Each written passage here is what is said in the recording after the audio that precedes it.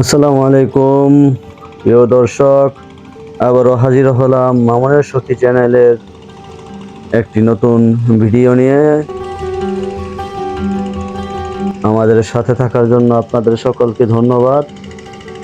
আজ আমরা দেখব আমাদের প্রিয় নড়িয়া বৈশাখীপাড়া গ্রামের পশ্চিম পাশে অবস্থিত কীর্তিনাশা নদীর পাড়ের চিত্র।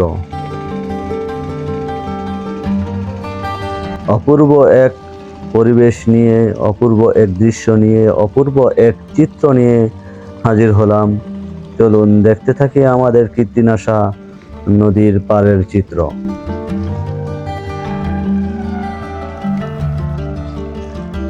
নদীর পাড় ধরে হাঁটছি আর ভিডিও করছি আমাদের এই ছোট নদীর পাড় দিয়ে অপরূপ এই রাস্তা দিয়ে হাঁটতে হাঁটতে দেখতে পেলাম যে ছোট ছোট ঘরগুলো দেখতে পাচ্ছেন দর্শক, এরা আসলে এখানকার স্থানীয় ছিল না।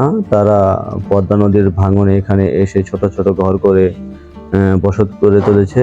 আর এইখানে যে দেখতে পাচ্ছেন এটা হলো কিছু বালু ব্যবসায়ী পাইকাররা এখানে বালু এনে রাখে। তারা এখান থেকে বালু বিক্রি করে, বালু আনে বিক্রি করে, ক্রয় করে বিক্রি করে, এইরকম করেই তাদের জীবনযাপন চলছে। ব্যবসায়ীরা ব্যবসা করছে, ক্রেতারা ক্রয় করছে। দেখুন এই যে দুটো ট্রলার দেখছেন, আসলে এগুলো বালুবাহী ট্রলার। আর এই যে দেখতে পাচ্ছেন একটা হলো বালুর স্তূপ। এখান থেকে ট্রলি বা মাহিন্দ্র গাড়িতে করে বালু নিয়ে যায়। আর সামনে যে ব্রিজের মতো একটি দেখছেন, আসলে এটি একটি অসম্পূর্ণ ব্রিজ। আমাদের গোলাম মাওলা সেতু পৌরসভা থেকে, নড়িয়া পৌরসভা থেকে মুক্তারের চর যাওয়ার জন্য যেই একটি ব্রিজ ছিল, ব্রিজটি আবার ভেঙে পুনরায় করার জন্য ব্রিজটি ভেঙে দিয়েছে। তো মানুষজনের চলাচলের জন্য দর্শক এখানে এই নতুন করে একটি ব্রিজ তৈরি করতেছে, কারণ ট্রলারে মানুষ যাতায়াতের জন্য অনেকেরই অনেক ধরনের সমস্যা হয়। আর চলুন দেখি যে উপরে আমি উঠলাম ব্রিজের উপর থেকে চারিদিকের দৃশ্যগুলো দেখেন কত সুন্দর দেখা যাচ্ছে। আর ওই যে পুরাতন যে ব্রিজের পিলারগুলো কিন্তু এখনো আছে, আর এই মাঝের যে পিলারটা এটা নতুন, ওই পাশে পুরাতন পিলার এখনো আছে, ওটাও ভেঙে ফেলবে।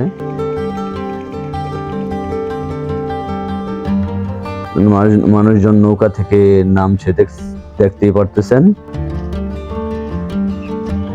আবার ওই পারে ট্রলার যাচ্ছে, একটি ছেড়ে আসছে।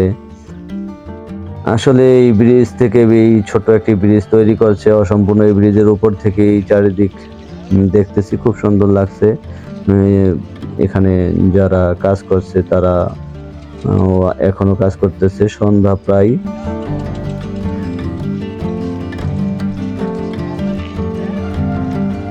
উপর থেকে চারিদিকে তাকাইলে আসলে অনেক সুন্দর দেখা যায়। দেখতেই পাচ্ছেন এই যে বালু নিয়ে গেছে এখানে, তাই এরকম দেখা যাচ্ছে। আর ব্রিজ থেকে নামতেই দেখলাম যে অনেকগুলো বোট রাখা হয়েছে। এগুলো আসলে নৌবাহিনী এবং বিভিন্ন মানুষের জন্যই রাখা হয়েছে, যাদের এমার্জেন্সি বোট লাগবে এখান থেকে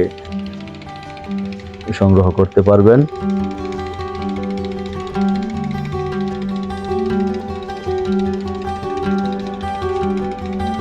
একটু সামনে এগোতেই আমরা যেই জায়গাটি আছি, পাশেই যে একটি ওভারব্রিজের মতো দেখছেন, এটা হলো আমাদের যে বাইপাস রোড।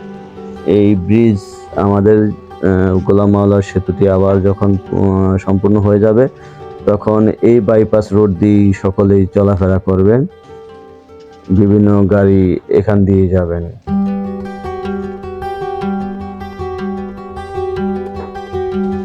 এটা হলো আমাদের বাইপাস সড়ক বলা যেতে পারে, বাইপাস ওভারব্রিজ বলা যেতে পারে। খুব যত্ন সহকারে এবং কি খুব স্ট্রং ভাবে এটি বানানো হচ্ছে।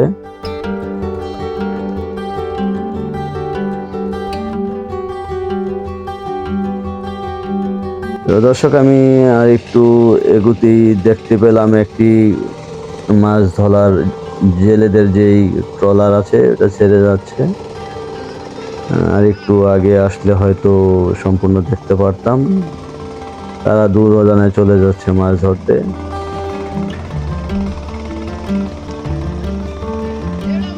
পরিবেশটা খুব সুন্দর। আসলে বিকেলের যেই পরিবেশ, রোদের আলোতে খুব সুন্দর দেখা যায়। বলতে কথায় বলা যায় যে সোনালী বিকেল। আর এই ট্রলারগুলো দেখছেন যে এগুলা বালকেট, অনেক বালু রাখা আছে এই বালকেটে। ওই যে দেখা যাচ্ছে আমাদের নড়িয়া গোডাউন ঘাট।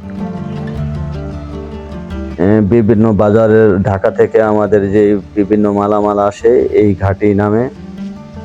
মূলত এটি সরকারি একটি ঘাট, কিন্তু আমাদের বাজারের সকলের কাজে ব্যবহৃত হয় এই ঘাটটি। বাজার ঢাকা থেকে বা বিভিন্ন অঞ্চল থেকে যে সকল পাইকারি মালামাল, বিভিন্ন মালামাল আসা হয় এখান থেকেই সকলেই নিয়ে নেয়। বিভিন্ন লেবাররা বিভিন্ন গাড়ি দিয়ে নিয়ে যায়। দেখতেই পাচ্ছেন ভ্যানে করে তারা মালামাল নিয়ে যাচ্ছে।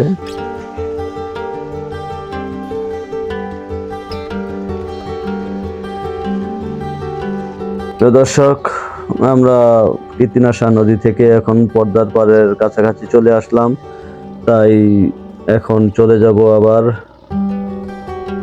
আবার আগামী ভিডিওতে নিয়ে আসবো, আপনাদের সামনে তুলে ধরবো পদ্মা পাড়ের চিত্র। আজ এই পর্যন্তই। ধন্যবাদ সকলকে। ভালো থাকবেন, সুস্থ থাকবেন। আল্লাহ হাফেজ।